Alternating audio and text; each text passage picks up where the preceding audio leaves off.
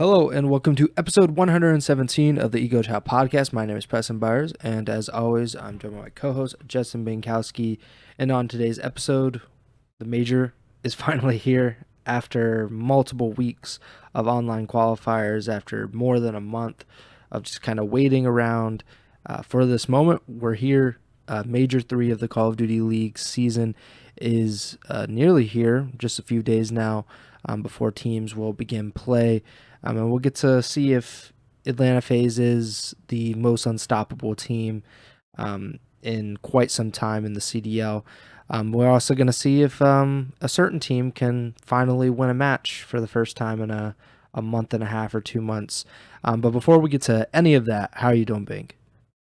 Well, I'm doing well, like you said. It seems like it was just yesterday we were here, just because we had a late episode last week. But Mm-hmm. we're on schedule now, and like you said, we actually have a major finally. So the online stuff is done for now. We'll be back there in 2 weeks, but we'll worry about there when we get there. We finally have some lane action to look forward to, and I can't wait. So before we get to the actual major preview, let's kind of quickly run through these matches, and that'll give us like a complete idea of what we should expect when we actually get to the tournament. So we only had 2 matches on Friday for this past week on the qualifiers. The first was Toronto versus Boston. The second was LAT versus Seattle. No real surprises in either of these matches in terms of the final result. We both picked Toronto. Boston at this point was 0-5 in these qualifiers, had lost all but one series at 3-2. So this was the first one that they had not won a single map. And I mean, Toronto is, one of the best teams, and they've looked a lot better recently. Any surprises on this for this series for you from Boston? No. I mean, at this point, the surge was possibly Hardpoint was only a 53-point win, but that's I don't know. I guess you're splitting hairs there whether you consider that close or not. But then 6-4 in the search is probably a little closer than you may have been thinking, just because Boston were 0-9 in search heading into this match. End up losing this one, dropped to 0-10 in search. And then the control was just a 3-0 stomp where Scrap was shooting Beans' bodies at the end of it. So it was pretty straightforward. What you would expect is obviously for any Boston fans, probably happy to have Beans back in the lineup, but just the way the team was playing, it would have been very surprising for them to take down Toronto. So nothing really unexpected here. In the second match, we both picked LAT to beat Seattle. Seattle had that stinker. I would characterize it as last week after having a really strong start, a surprising start to the qualifiers. With this new roster, they end up losing this series 3-1 to LAT, which does a lot for LAT. It really solidifies their status as one of the best, if not the best, of the bottom 8. I'm not sure what it really says about Seattle. It was a kind of a close series, especially the second hard point. So what are your takeaways from this LAT moving to 5-1 to this point with this win over Seattle? I'm just glad you said you. I just said it. I already forgot exactly how you worded it, but regarding LAT potentially being the best of the bottom 8, whichever way you want to phrase that, I think once we get to the bracket for Major 3, that's a point I would like to revisit, because we potentially can immediately expect an answer to that question as soon as the event starts. But in terms of just this series alone, I think it was one kind of still unsure where both teams were heading into this, despite LAT's success in the qualifiers up to this point and the recent result for Seattle against Miami, which might make a little more sense once we get to today's matches. But as far as this goes, the last match, last map of this series was a 250, 247 on Rio Hardpoint. Obviously came down to the wire there, so that was a really good map. But other than that, Seattle jumping out to take the first hard point was a little surprising. They won 250 to 150, so not exactly a close map there. Might have been a bit of a head scratcher, but after that, LAT wins 3 straight to close this one out. So, yeah, we'll be talking about LAT plenty more after that. But I think, as you said, we both kind of thought LAT were going to win this just based on recent results, and that's what we got. Yeah, I think we'll talk a little bit more about both of these teams possibly at the near the end of the show.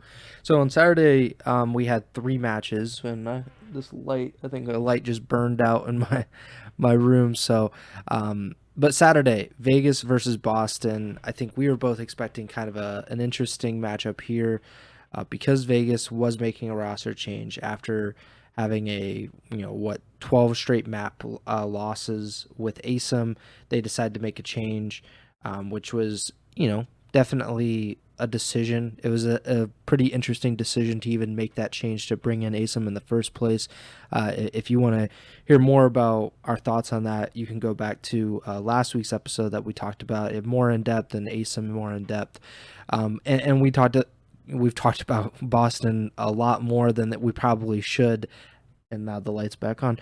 That we've talked more about Boston this season than we probably should, considering they are in last place in the CDL. We typically, if you want to go back to, last season or 2 seasons ago, we didn't talk much about like the London Royal Ravens all the time. We didn't talk necessarily that much about LAG at certain points. But, that's there's always one team that kind of has that outsized influence on the Ego Chall podcast, and that's been Boston so far this season. So we were really expecting something, push to come to shove really here. And what we ended up getting was Boston losing another Game 5, that makes it 5 Game 5 losses in these qualifiers, which is horrendous. It's horrific. It's shocking to lose that many Game 5s. So they lost the Toronto 3-0, and then I think they lost to LAT, I think was the other team, 3-1. So every other series in these qualifiers was a Game 5 loss for Boston. And again, that also means that they lost another S&D, although they did win Game 2 S&D in this series. So what are your takeaways? We get Vegas getting back into the win column with this newish roster with Ojani, and then Boston finishing these qualifiers with an 0-7 record, and 5 of those losses being in Game 5. Yeah, I do think it's worth, just because of the Game 5 situation, it is worth mentioning. In terms of context for the rest of the bottom teams, like Boston, despite having the 0-7 record, have 11-21 map count because of all those Game 5s, and that puts them over LAG, Rocker, and Vegas, the other teams, starting in the losers bracket at Major 3 in terms of map wins during these qualifiers, despite not having a series win. So I do think that's a little bit, as much as we've been talking about Boston and their struggles, I do think just that's worth mentioning, that they have, and the teams right above them in the lower spots of the winners bracket are at 13. Seattle and Miami are both 13. Well, Miami's 13-16, Seattle was 13-15. So, just because the series didn't go their way, they still have those 11 map wins, and I think that's important information, even if it doesn't, change the fact that they're 0-7 and starting in losers bracket. But end of the day, I mean, they did finally get the monkey out their back in this series, winning an S&D despite not being able to get it done in Game 5. They do take the map 2. I was pretty surprised, honestly, that they actually were able to do it, and especially it was a 6-1, so it wasn't exactly close, and I was really surprised, just because this was the first series for Vegas after the roster change and bringing Ojani in, and the map 1 was 250 to 120. It really didn't even seem very competitive, to be honest. So in my mind, I'm just like, okay, Vegas has got this in the bag. And then Boston comes out with a 6-1 in search, and I'm like, I'm trying to think of it in real time, and I was like, new roster. They probably haven't played that much search together. I guess that's okay. Then in the back of my mind, I'm like, I know Boston's not a great search team, but if they're losing a 6-1, if Vegas is losing 6-1 to Boston in a search, they really kind of try and get this done in 4 here, because if they haven't been practicing search, you don't want to be the team to not only give Boston their first win, but to finally give them a Game 5 win and 2 search wins in the same series. Like that would just be, down bad city for Vegas and the Vegas is winning champs crew. But luckily for Vegas, and despite not only did they have the 6-1 in the search, they got 3-0 in the control. It's like, oh boy, here we go. But Vegas wins another hard point. Probably what they practice the most for a new team, right? They're probably going through the hard point more vigorously than search for sure. And obviously you play control, but there's just fewer reps in there most likely for control versus hard point. So for a new team, I guess it kind of makes sense. And then they were able to clutch up in the end and take the Game 5. But yeah, it's a bit of a closer series than maybe some people are expecting. But end of the day, Vegas did get a much needed win in terms of it not being able to get the winners bracket, but just in terms of getting those points to try and solidify their champ spot towards the end of the year. Any points you can get at this point are important. So better to win this 1-3-2 than to be that team that doesn't get a win against a very underperforming Boston team. So excited, obviously, but there is the potential we don't see a lot of this Vegas team at this major. But I was just listening to Attach's stream before we went live here, playing ranked play.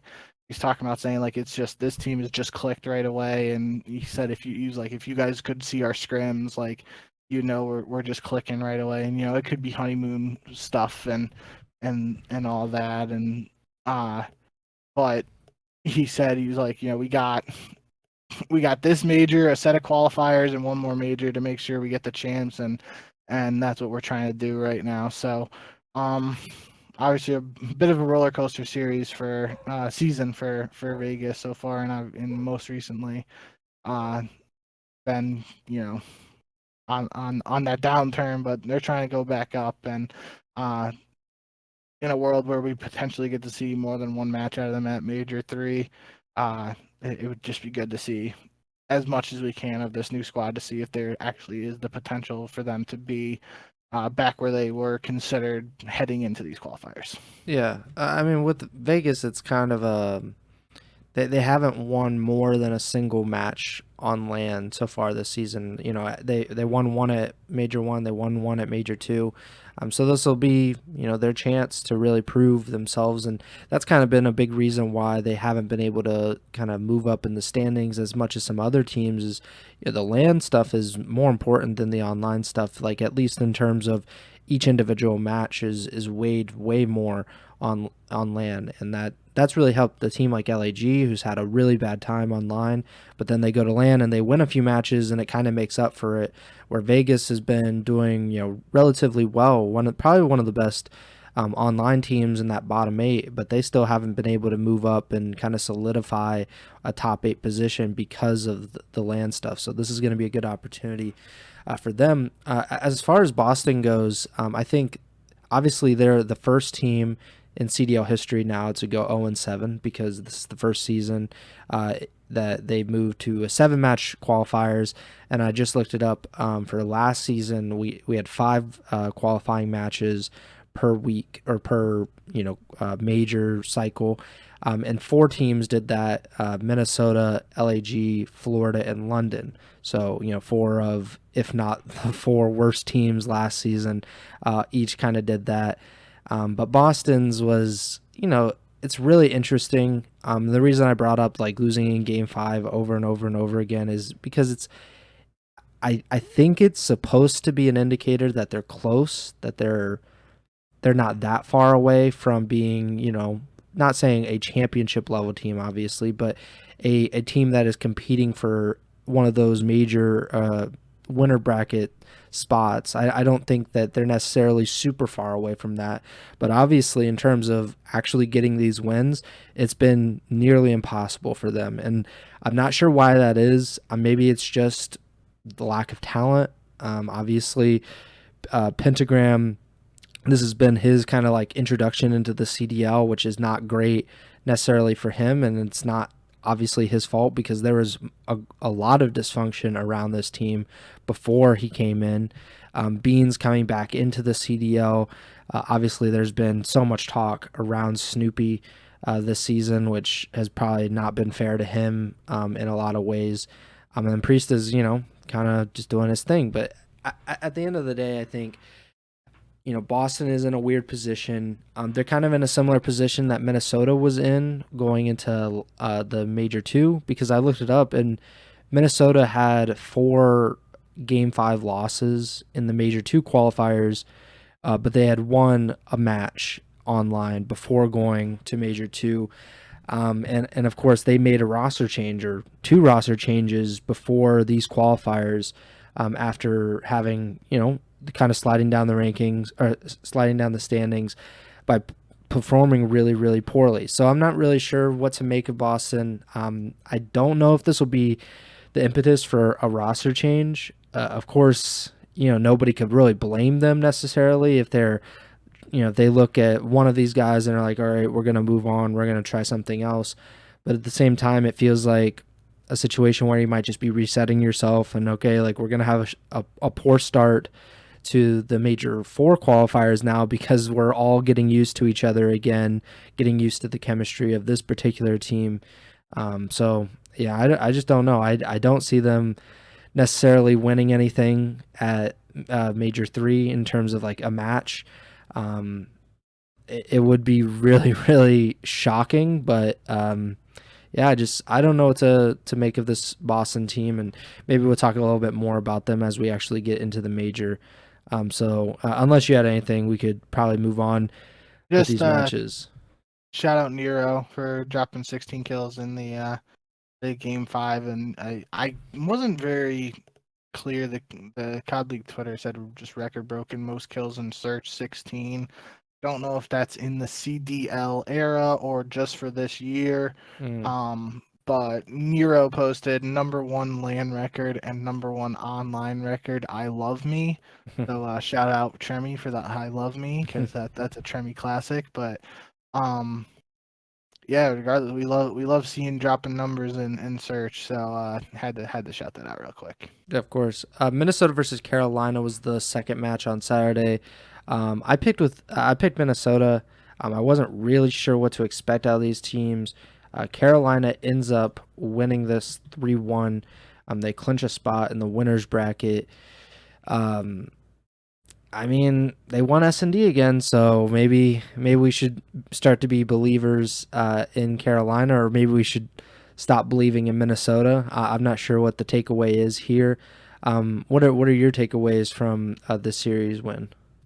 This one kind of just, when I was thinking about the matches overall, it really mirrored that LAT versus Seattle series earlier in the week. Just in a sense, it's 2 teams again, really wasn't sure what to expect. Minnesota comes out swinging, winning that first hard point against Carolina. I'm back in my head. I'm like, especially knowing how much we've talked about Carolina's search, whether it's good or bad. I'm just like, oh boy, this, Minnesota, if they're able to look in the search here, they could take this one pretty easily. But then Carolina is able to win the next 3 maps, and similar to the LAT Seattle match, the Game 4 hard point in this one is the closest at the end. This one's 250, 221. So really 2 series that were pretty similar, in my eyes at least. And this was important for Carolina to clinch winners at the end of the day. Their position they're in. I believe they started in losers for both majors, if I'm not mistaken, before this. And if I am correct, just giving yourself that opportunity to not you're guaranteed more than 1 or 2 matches at least, right? Like you start in losers, you're only guaranteed that one. I'm pretty sure Carolina was in losers to start both Major 1 and Major 2 this year, so they haven't been in this position to, they're guaranteed at least 2 matches on land, and they've showed up on land this year. Obviously, not like amazing placings, but they've won a couple of series on land. So, I just, yeah, I think this is a very important win for Carolina. Their aspirations for trying to get the champs, and the way Gwen has played this year, you could say the same thing for Lynn. What I'm about to say for Gwen, Lynn's. I think I said Lynn. I don't know. But we get these rookies that are being highly talked about. Get them in the winners bracket and more reps on land, like that's just good for the scene, and fans want to see that type of thing. So excited Gwen's gonna have that opportunity to showcase his talent a little bit more this week, even in a world where Carolina goes 0-2, which would honestly be super tragic and not great for them. But worst case scenario for them, we still get 2 series on land for that team that's trying to take some steps in the right direction. So we'll have to see what they're able to do at this event. Yeah, they do not have a favorable side of the bracket, especially even dropping it down into the losers bracket. They play a surprisingly strong land team. So, but we'll get to that. Seattle versus Atlanta was the last match on Saturday. Not too many surprises. I think the takeaway, though, if you want to be nitpicky, is that Seattle won S&D, and this is also the second straight series that Atlanta lost Invasion Search to a not so great team. They lost to Carolina in the last series. They lost round 11 on Invasion to the Ravens, and then they lose Invasion Search here. I believe it was 6-4 in favor of Seattle. So is that anything? Because that was literally half of their map losses in this stretch were these last 2 matches on Invasion. Honestly, without having the numbers in front of me, I know for a fact, because I'm pretty sure it was a match between Seattle and Carolina where they were playing Invasion Search, and Seattle was undefeated at that time playing Carolina, and I think Carolina won to give them their first loss, but then Carolina had a decent record on Invasion with that new roster after the GodRx and Real saga earlier in the season. Without having the numbers, though, what that tells me is there's the potential that if Atlanta's losing it, they're okay with it being in these online series and potentially just trying some things out. Or it's just the case they played in, they lost, right? But end of the day, I don't think it's a giant red flag. I was super surprised for them to lose a search, especially to Seattle. If this was the start of the season, Seattle, that where search was kind of their bread and butter and how they were getting wins, then maybe they wouldn't have been as surprised. But this iteration of Seattle, I don't, consider as strong of a search team as the previous iteration from earlier in the season. So, regardless, yeah, I think, you expected Atlanta to win this one. They end up closing it out 7-0, and they have a 21-4 map count, which is kind of just absolutely absurd. I guess it's not too absurd because I'm looking back now, and they went 21-5 at Major 1 qualifiers. Yep. And Optic went 21-10 in the Major 2 qualifiers, so it's a little. It's obviously better than both, but it's not too far off of what Atlanta did in the Major 1 qualifiers. But that's still just pretty impressive record. So I think we're going to talk plenty about FaZe more, but this was just business as usual for the best team in the game right now. Yeah, I mean, just complete domination from them. They didn't go to a map 5 at all in these qualifiers. It was either a 3-0 or 3-1 win throughout over the past month and a half or so. So it's really proven that they haven't taken a step back or even like let up or anything, which is always a concern. Maybe not with FaZe so much, but Toronto had that kind of little hangover after the Major 1 win where they didn't look to their full potential. You cannot say the same about FaZe unless you believe that FaZe should just win 3-0 literally every single series, which I think they might. If there is a team capable of doing it, it would be FaZe at this point. But I don't know if even they are right now. But we'll see. Sunday, May 12th today, or yesterday if you're listening, we had 3 matches. Miami against LAG, Toronto versus New York, and Optic versus LAT. Starting with LAG versus Miami. Miami, I don't know if this is more a Miami win or LAG just reverting back to online Gorillas, because this ends up being a 3-0 for the Heretics, and this also secures the winners bracket for Miami, which I believe this might be their. Did they do it in Major 2? I can't remember if they got in on. Because it was their home event. Yeah, they were 8th, Major 2. And I'm pretty sure they got in on Major 1 as well. They went 5-2 in so Major 1. Miami somehow finding a way to get into the winners bracket every single time so far. And now LAG, they finish 2-5 in these qualifiers. They actually had the worst map win-loss percentage of any team in the qualifiers, which is, not super surprising considering LAG have been horrendous online, but there was also an 0-7 team in these qualifiers, and they had a worse map win percentage than even them. So any takeaways from Miami versus LAG? Yeah, I mean, I kind of teased it a little bit earlier, but when we were talking about Seattle LAT, I mean, this is 2 wins in a row for Miami. A lot of people in the community and even on the broadcast are hyping Real up a little bit now. Mm-hmm. He's playing, got his visa situation. Now we're gonna get to see him on land at this event. Miami's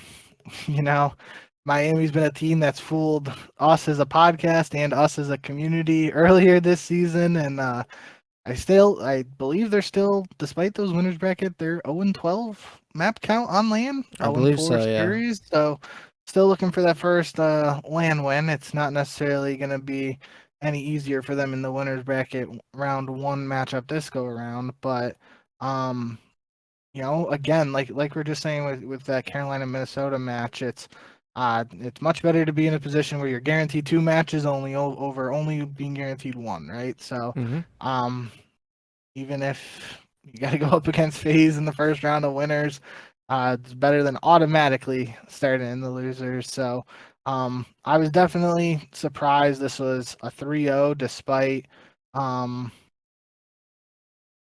LAG struggles online being well documented. This just the newer iteration of this roster had that 1-2 week. Maybe I got a little bit ahead of myself, and I was like, they played Optic close, and they weren't able to get the win. And I was just thinking they should be able to beat a team like Miami, but Miami could just be heating up at the right time, and they were able to take care of business here. So a lot of vamos in the chat for the Heretics boys.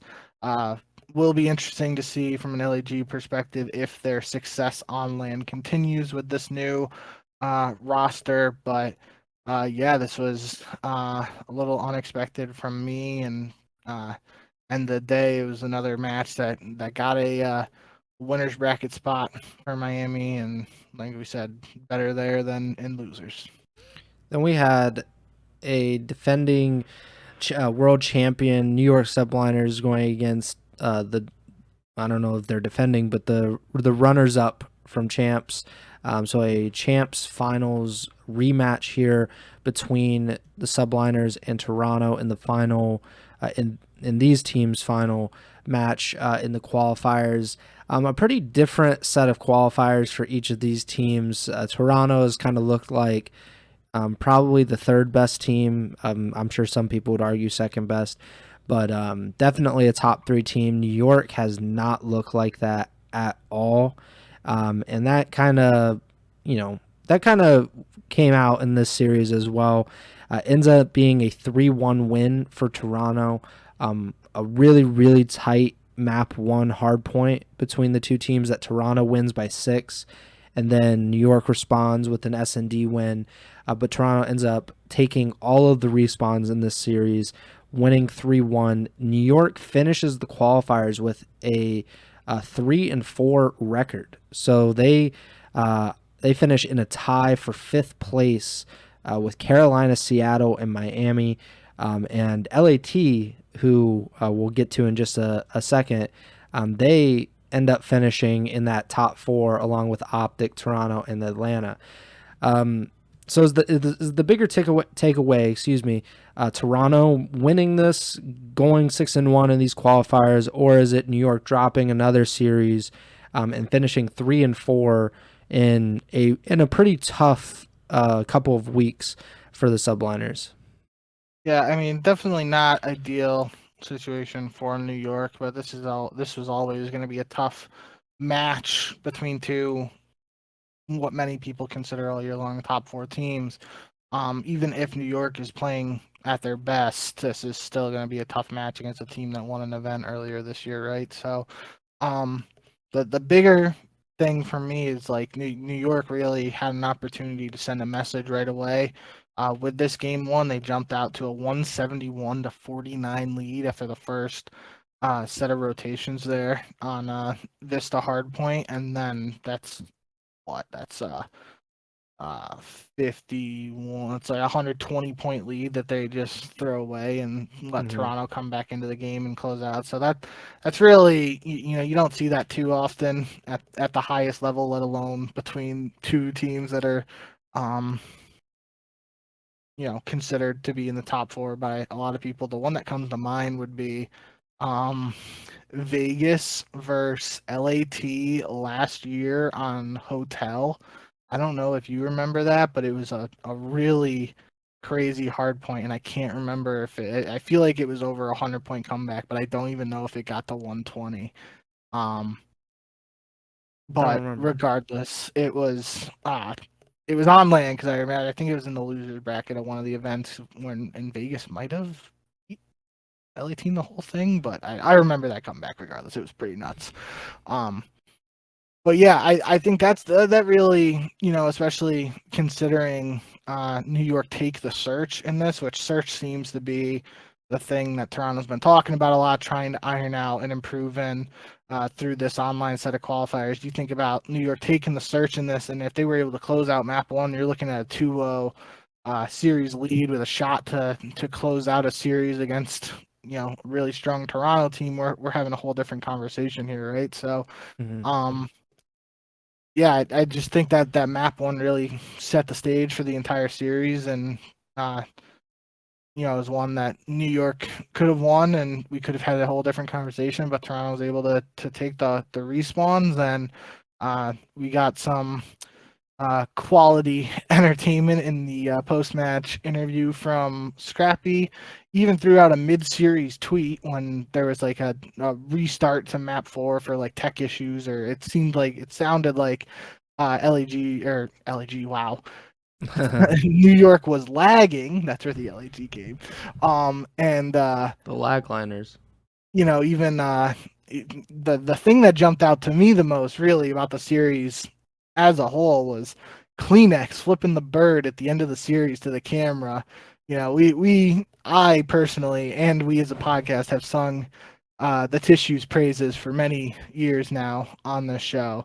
And he is much more known as a gentle giant in my eyes. He's one of those like kill you with kindness sort of guys. Like he's soft spoken. He's gonna do the slaying on the server, and then he'll just let Scrap talk his trash. But you see him showing emotion like that, flipping the bird, and that's a dangerous sign for me. You don't want to see him when he's angry, sort of deal. So, I don't know if that's what we're starting to see Toronto hit a new form, and maybe angry Kleenex is just dropping 1.5s all weekend coming up here, but that definitely stood out to me after the match, and despite the jokes and whatnot, I think this was a pretty good series. And we're gonna be talking. I still have a lot to say about New York as a whole. Just the first round matchup here coming up at the major, but I think this is you expect this out of the top four teams, or what many people consider to be the top four teams heading into these qualifiers. And just Toronto was able to get it done this time. Yeah, I think this the intensity that we see. Obviously, it's more well known with Atlanta and Toronto in particular because of Draza and Scrappy, but it's a product of these top four teams being so solidified in that and being the best teams and being the teams that many expect to win win a major, win champs.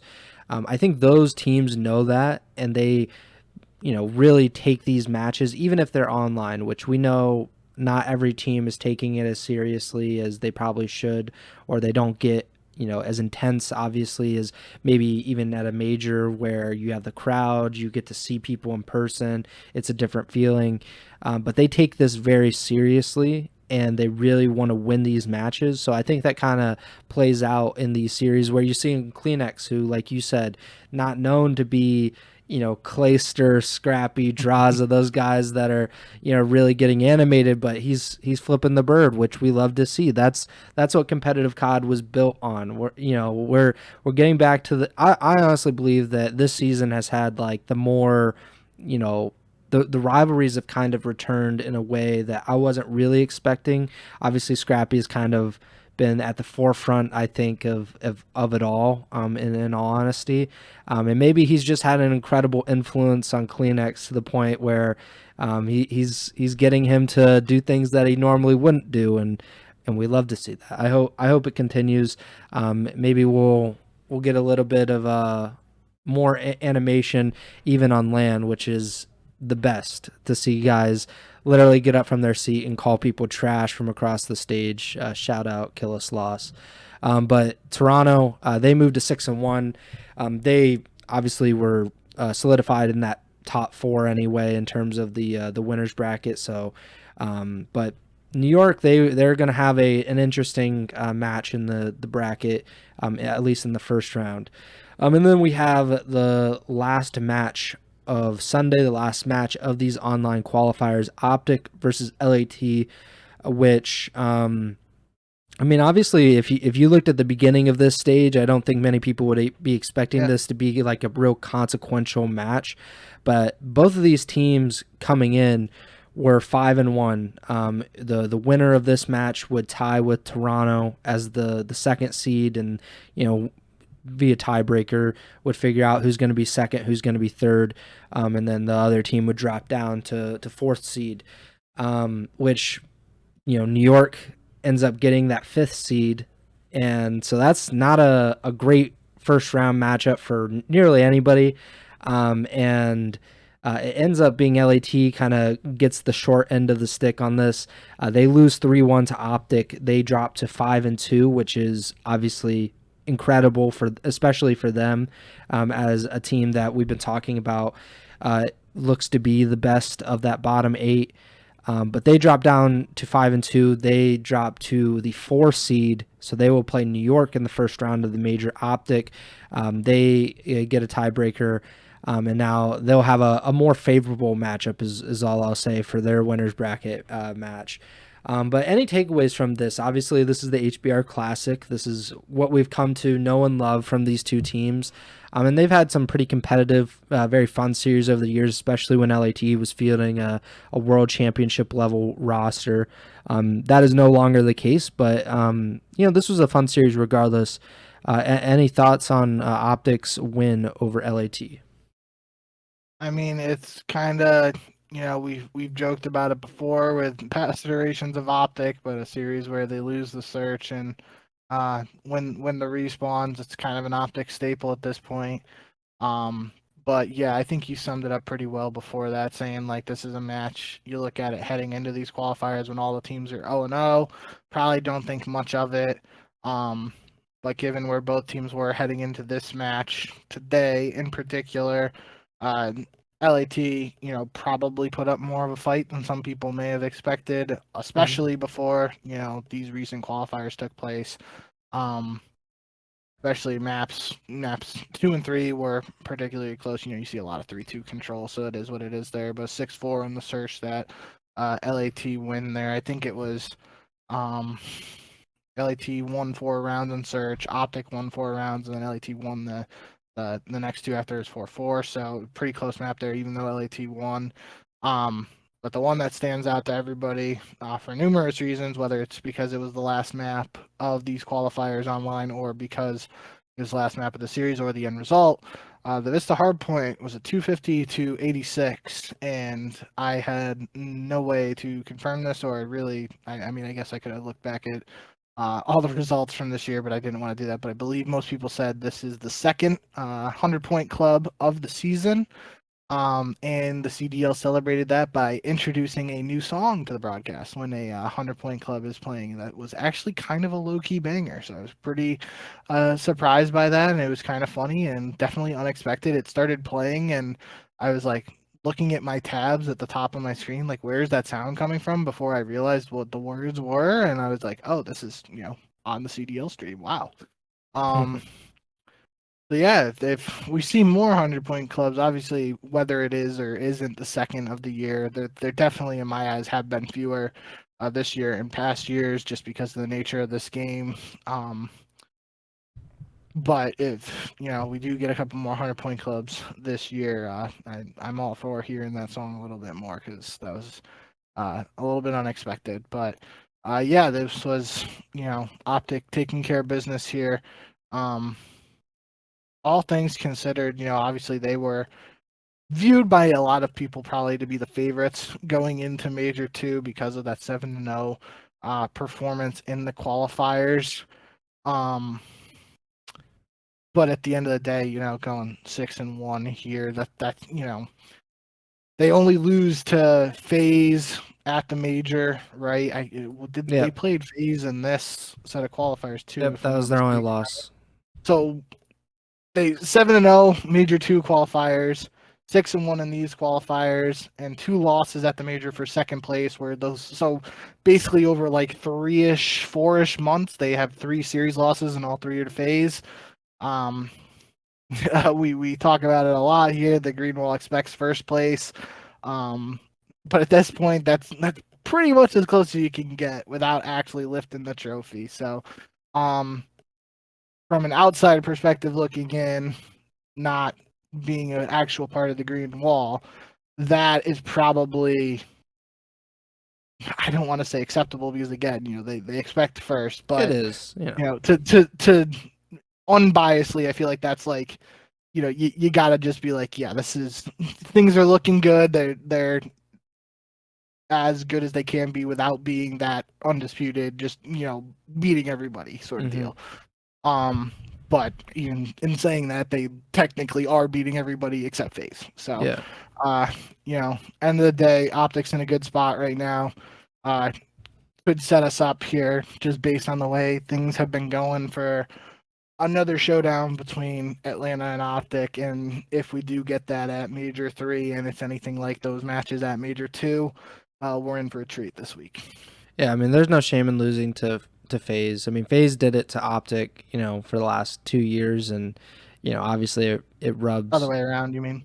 Yeah, I was just saying FaZe was losing, for the most part to Optic over the last 2 years, and that rubbed them the wrong way. It rubbed their fans the wrong way, and it should, if you keep losing to a certain team.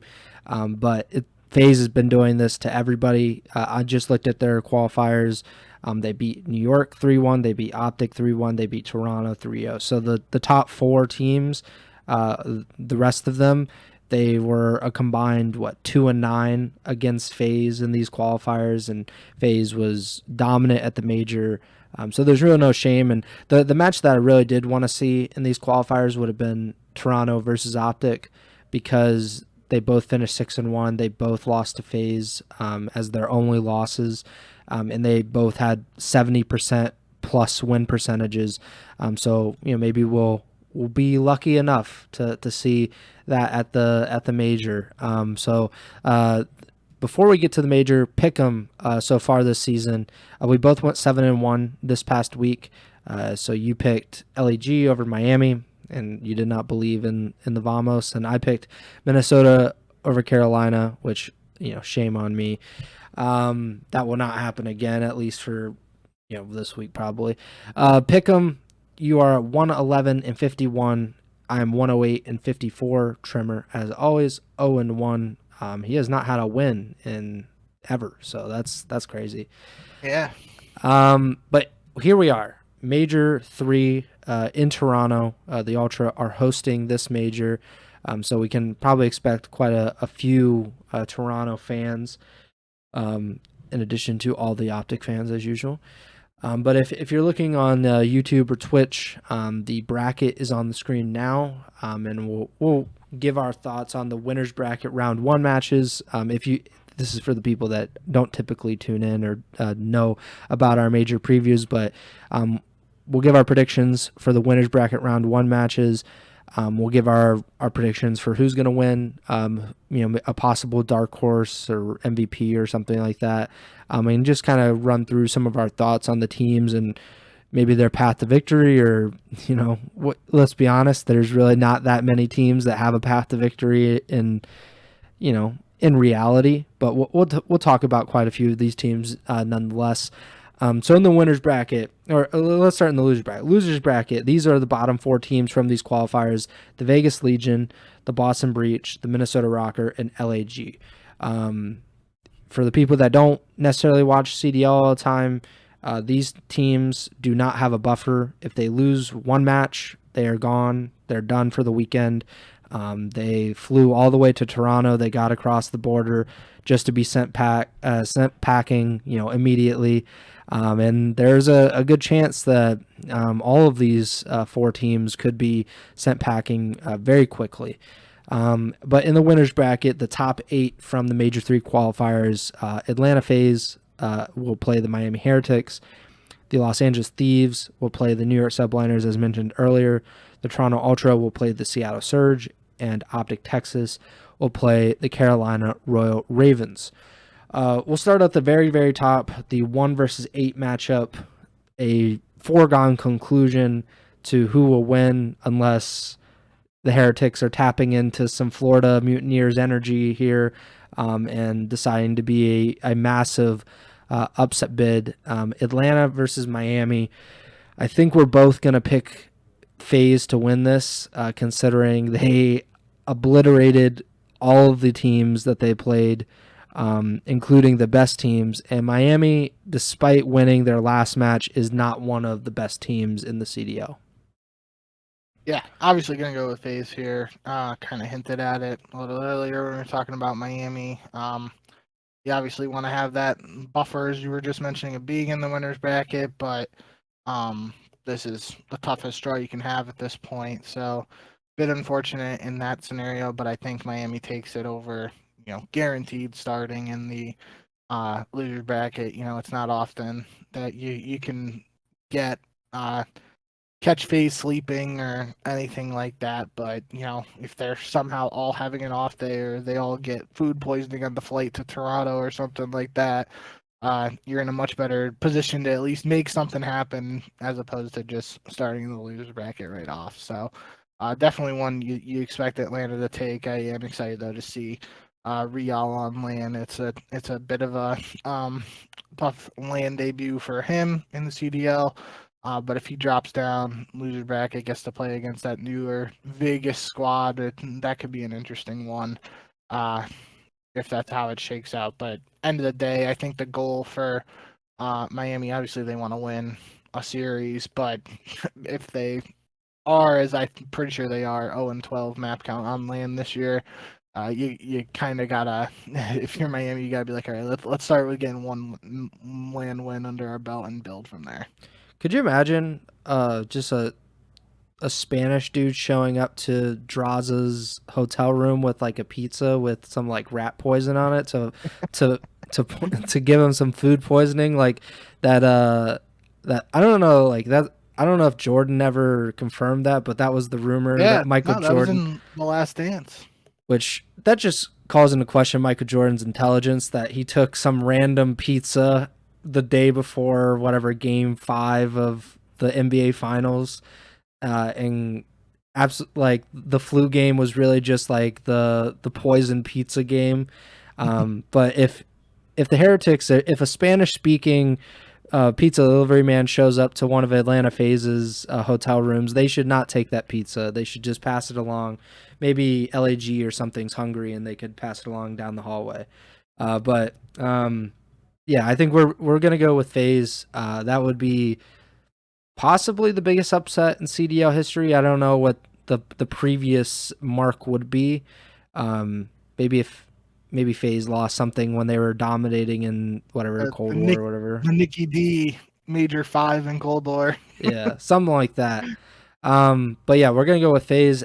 This one, LAT versus New York. This is the 4-5, and that's kind of fitting, even though the roles are a little bit reversed, because LAT has looked like the best team of the bottom 8, as we've said. So that would put them about 5th in the CDL. New York has looked like by far the worst of the top 4. Optic, FaZe, and Toronto, and them.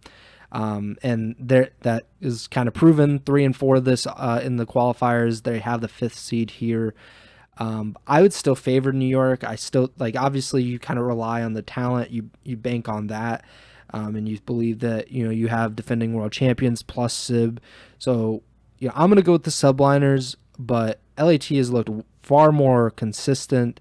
They look like a much better team overall, but they've also struggled on LAN to the same point kind of Vegas has. LAT hasn't had that consistency on LAN, and that's kind of hurt them in the standings as well. So I'm gonna go with New York. Yeah, I'm going to go with New York too. Look, I mean, obviously we want to talk about these other 2 matches after we can. I think, Ultra versus Seattle, we're both going to be leaning Toronto, and Optic versus Carolina, we're both going to be leaning Optic. This is really the match in the winner's bracket that I feel like has the, whether you want to consider it upset potential despite the seeding or whatever it is, this is the most interesting match in the winner's bracket in my eyes. And kind of teased it earlier in the show when we were just talking about it, however you worded it, like LAT potentially entering that top 4 conversation. This match is literally, their opportunity to show what they're capable of and try and enter their name in that conversation, right? On the other hand, this is New York, it's kind of a test to stay in that top 4. Exactly. And I think it's very fitting. This is the matchup we get in the first round that I'm going to have my, it's the one I'm looking forward to the most out of all of these. I expect New York to win. I still think they are the better team despite the records, despite the recent performances. But it's one that could, might be a little dramatic to say, like, shake the foundation of the CDL, but for much of this season, the whole premise and narrative around the league has really been that top 4 of FaZe, New York, Toronto, and Optic in no particular order. If LAT win this series against New York and New York bombs out of the tournament, LAT gets a good placing. It's really the first time that comes into question. I mean, even earlier this season where New York struggled at Major 1, I don't think it was ever really questioned that they were still a top 4 team at that point. So this is really an important series for both teams in terms of, not only getting a win to set up a potential tournament run, but just for the sake of the entire, rest of the season, your momentum to carry you throughout the rest of the year, that sort of thing. Like this could have huge implications for both teams for the rest of the season. So I'm really excited for this one, and I think this is one that, of these matches, this is the one I don't want to say upset potential, because even though LAT is the 4 seed and New York is the 5 seed, I feel like in my eyes it's more of an upset if LAT wins than New York winning. So I don't really want to label it upset potential, but this is the one where it could really go either way, much more so than those other 3 matches in the winners bracket. Also, looking at the losers bracket, the team that loses this plays against Boston. So 0-7 Boston weighs the loser of this match. If whichever team loses this game, then goes down and loses to Boston, who haven't won a game in 5 weeks with their new roster, that opens a whole other can of worms for us to talk about on our next show. But regardless, I think this is an exciting matchup that has a lot of talking points and, implications for the rest of the season going forward. And I'm really excited. We have seen with New York, it sticks out to me like last year that the Boston major in New York had like the travel issues with the snow ice storm thing in Dallas going on, whatever. They fly to Boston, they lose their luggage and whatever, and they struggle at that event. I don't remember if they got top 12 or top 8, but they didn't do as well at that event, and obviously they go on to win the most majors and champs at the end of the year. So it's always not, one tournament always isn't indicative of an entire season's body of work. But as we're getting to this late point in the season, this is a very important match and one I'm definitely looking forward to. I don't want to completely disrespect LAT like this, but if LAT wins this, or say LAT wins and then New York, they either don't make it very far or even lose to Boston like immediately, which would be it's like DEF-CON levels of like what the hell's happening.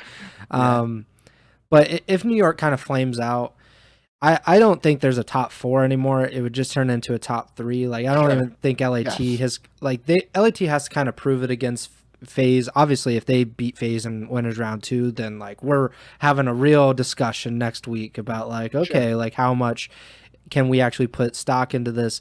But yeah, I think LAT, they'd have to do a little bit more against the rest of the top 4 to kind of prove it. But New York really hasn't, done a lot to prove it. Of course, they did beat Toronto at the last major, which is obviously worth something.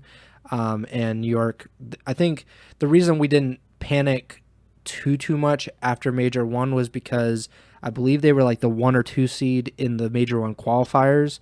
So they had kind of come out of the gates looking like pretty strong online, and then they had a bad Major 1, and then they kind of bounced back a little bit in the Major 2 qualifiers, I believe, and then Major 2 they did, I think they got 3rd or 4th. So like that's, pretty good. They kind of proved it. But, they're kind of teetering. Like, they're a solid 4th, like, definitely behind Toronto.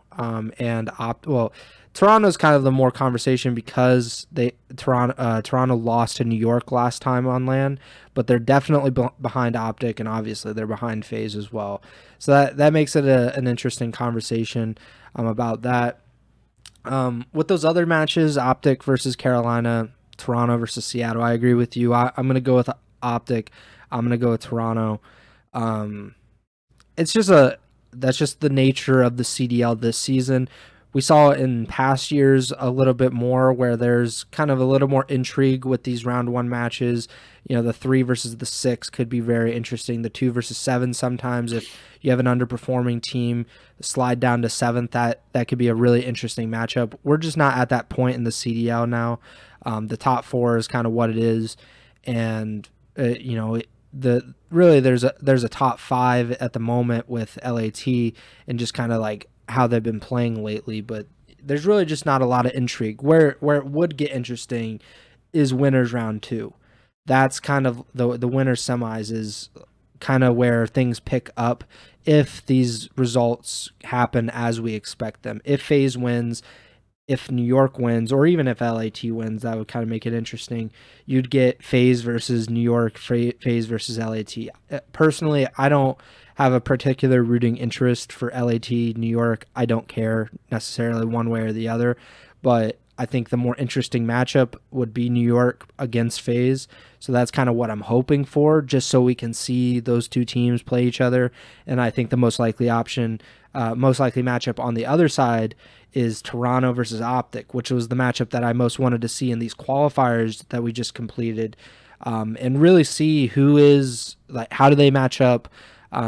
Is there a debate to be had with that 2 versus 3? I mean, then obviously like whoever goes on to play FaZe, that's kind of like another test in that top 4 conversation. As far as what you were saying, and the losers bracket teams,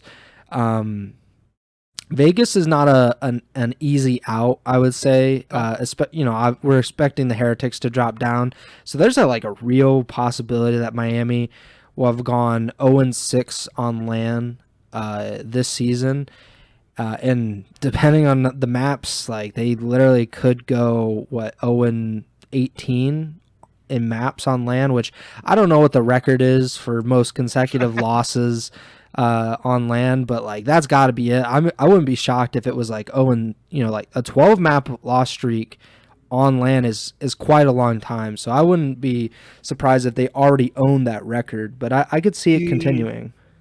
The only thing I can think of is that Epsilon team in IW. I can't even remember the game it was, but it would have been in the CWL era when they were playing the LAN matches in Columbus.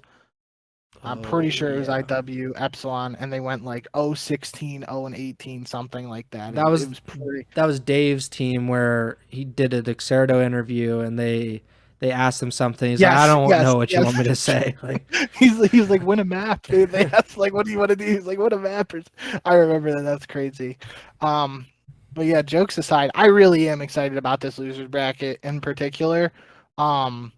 The way I'm looking at it right now, if everything goes the way all of our predictions are expecting, with FaZe, New York, Toronto, and Optic winning in the winners bracket, we'd have Vegas versus Miami, LAT versus Boston, Surge versus Rocker, and then Carolina versus LAG. The way I'm looking at it is whoever wins the Miami Vegas series, which I would probably give the edge to Vegas in my eyes, but new roster, Miami's LAN struggles before these last couple of qualifiers, yada yada. A whole bunch of stuff could happen there. Same with Carolina and LAG. Carolina's probably looked a little bit better recently, and online LAG have had the online struggles this year. They've looked better on LAN, but they also have a different roster now, so it's a question of how they'll play on LAN with that new roster. The winner of Carolina LAG and then Miami Vegas has a real shot in my eyes to go to top 6. Obviously, I think it's a little tougher for the Vegas Miami team just because in a world New York drops down, then I would expect New York to beat Boston and then beat either of those teams, Vegas or Miami. LAT, obviously, they drop down. They should beat Boston, but I think given recent results, it's probably more likely LAT would win, but they've been their struggles on LAN this year in previous iterations. So that's one. It could go a multitude of ways. In my eyes, though, whoever wins the Carolina LAG series has a really good shot of beating whoever wins Seattle, Minnesota. I think both of those teams in Carolina LAG are better than the Seattle, Minnesota team, and that means technically whoever wins Carolina versus LAG has a really good shot to get top 6 at this event. So I'm really excited about the way the loser bracket could shake out, and that has massive implications for champs, because if you look at the overall standings right now, Minnesota is in 5th with 120 points. Seattle is in 11th with 100 points. So 5th through 11th in the standings are separated by 20 total points. 3 teams at 110, 2 at 100, 1 at 105. So really, 5 through 11 could look just completely different standings-wise after this event. And the destiny of the way that looks and the fate of those teams is really in their own hands due to how this bracket could shake out. If a team like Seattle or Carolina or Miami somehow wins a first-round matchup in the winners bracket, that obviously... that's going to change the standings much more drastically. But if that stuff goes the way we are expecting it to, they will have matchups that are, they might not necessarily be favored against the team they're going up, but they're still winnable matchups because they're against teams in that bottom 8. So they really have their own fate in their own hands if they fall down to the loser bracket, and that's really all you can ask for when the standings are this close. And one match can be the difference between making champs or not at the end of the season. you want to be in these positions where you're playing against those teams that it's at least considered winnable by some people, as opposed to just being like Miami and playing FaZe. Like that's a lot of people aren't expecting that to go their way.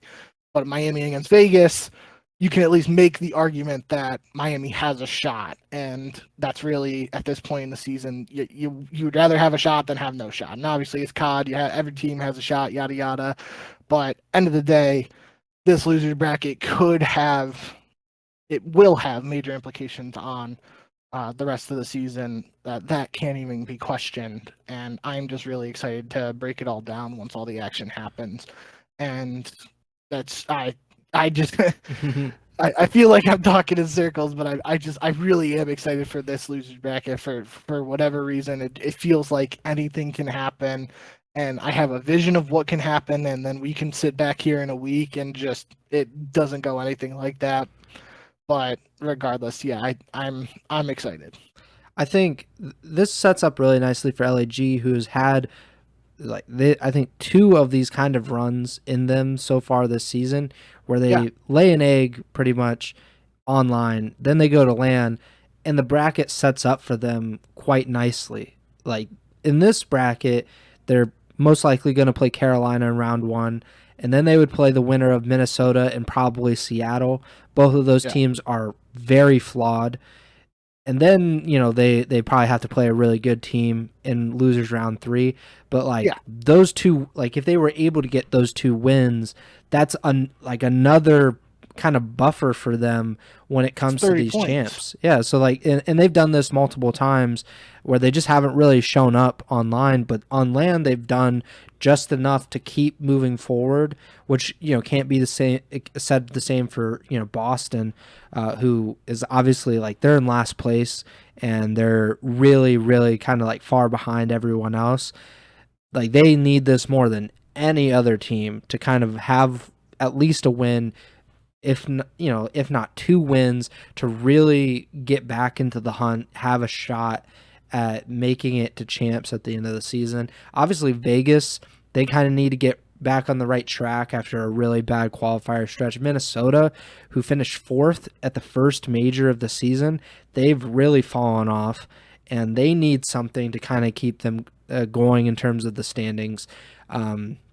But yeah, if we get an upset in winners round 1, one side of this losers bracket is getting absolutely demolished probably by whoever drops down, unless something like New York happens and at Major 1 where they drop down and they're like, yeah, we're just not going to show up for this losers round 1 match. That's really the only option here, I think. But I also think it's kind of despite there not being as much parity in terms of let's say there's a real line demarcation between 4 and 5, or it's kind of getting a little bit blurred with New York, but there's a solid top 3 and at times a really solid top 4, and then everybody else is kind of fighting amongst themselves. The one benefit to that is that if the winners bracket sets up to this degree where those top 4 teams are all in different matches, like you said, we get really unpredictable, very competitive matches in the losers bracket. The losers bracket round 1 is literally most likely going to be the bottom 8 teams in the CDL fighting amongst themselves and really getting to prove it that they're capable of being the 5th or 6th best team in the league, or that they're not in the bottom 4. So I think, like you said, it's really exciting. It's a very cool aspect of this season of the CDL. And I think I mentioned it, or I compared it to it in an earlier episode in the season. It's kind of like Formula 1, where you have the big money teams like a Red Bull or a Ferrari, where they're just so far ahead of everyone else that it's not talking about the first and second team are against the 7th or 8th team. It's not competitive in that way. The best are competing amongst the best, and you have everyone else kind of fighting in terms of how much money they really spend. And that's kind of how the CDL has been so far this season. You get the big money teams like Optic, New York, Toronto, and FaZe, and then everybody else who's been, LAT is going through a rebuild, is what they've pretty much said publicly. Vegas has been trying to be more competitive, which has been a really intriguing part of the season, that they've been one of the worst, if not the worst team in CDL history so far, because I don't think they've ever made champs other than, I think we had all 12 teams at champs that in the COVID year or whatever. But like since then, I don't think they've made champs, and they had the worst CDL season of all time 2 years ago, whatever that was, the last season with Paris. Boston has been kind of an upheaval. LAG, their season just really weird in general because they are completely different from LAN online. Minnesota, we're going to see what they can do. I don't know if they'd really have a storyline necessarily because they've changed their roster. I would say they kind of lucked into a fourth place finish in a way, like we talked about it at the time.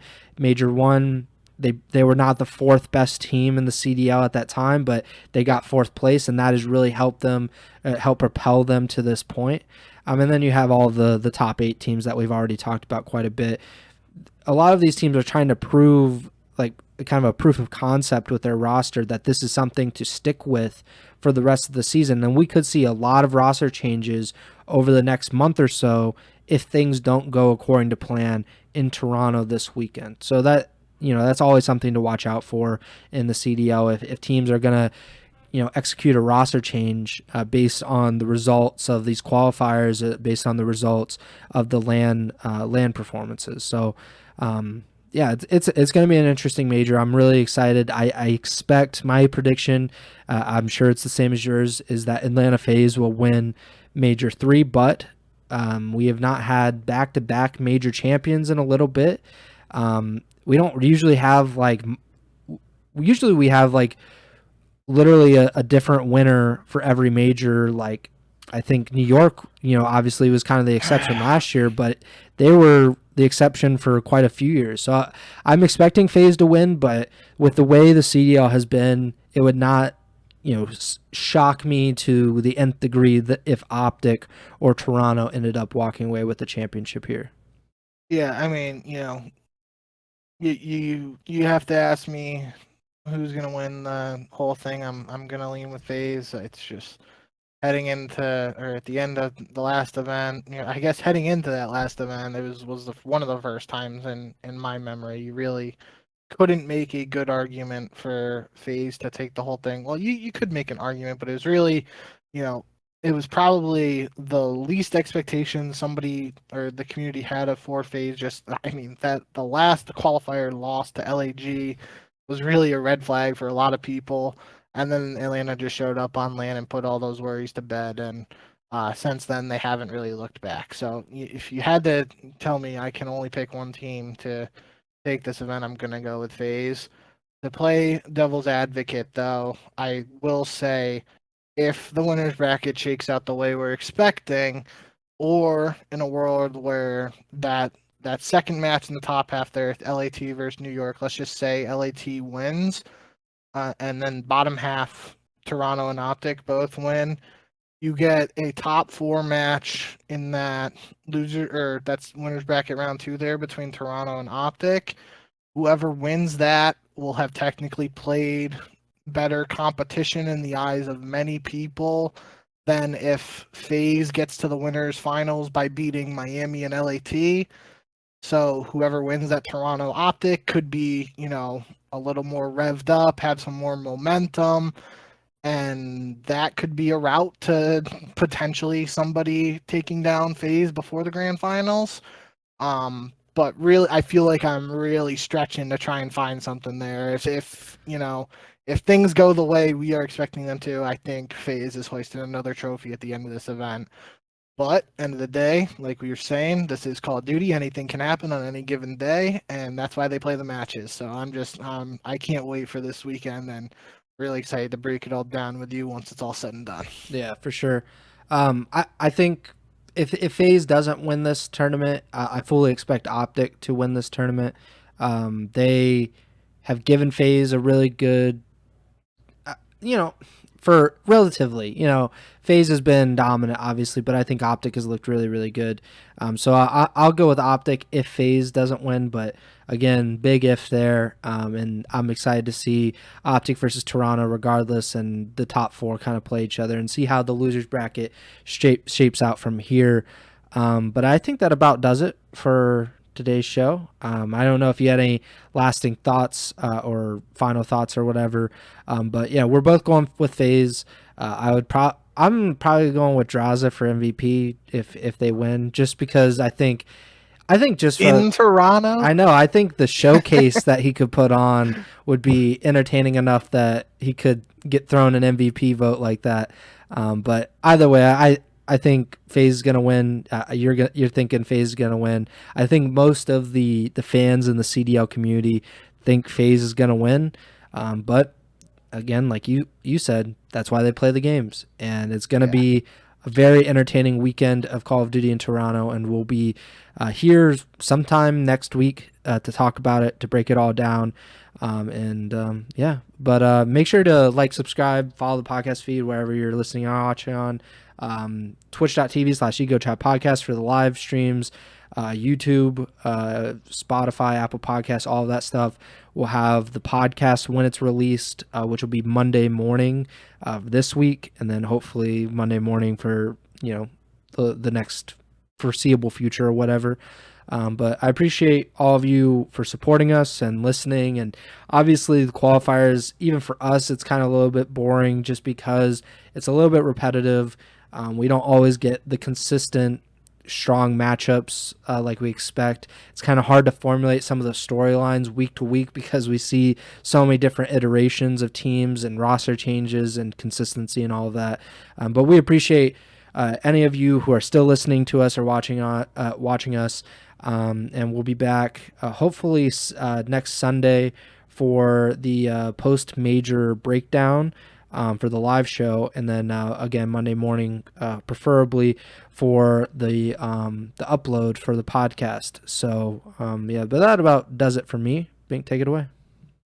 Yeah, thank you guys as always for all the support and everything. Like Preston just said, it's always a slog getting through these online qualifiers, but we are here at LAN. Got to take advantage of it when we can, and really excited for this upcoming weekend and 4 days of tournament action. Hope you guys are too. And as always, if you miss any of the matches or anything like that, can find us here sometime after the event ends, breaking it all down and giving you our thoughts on everything that happened. So thank you guys as always for all the support, and remember to send the chow.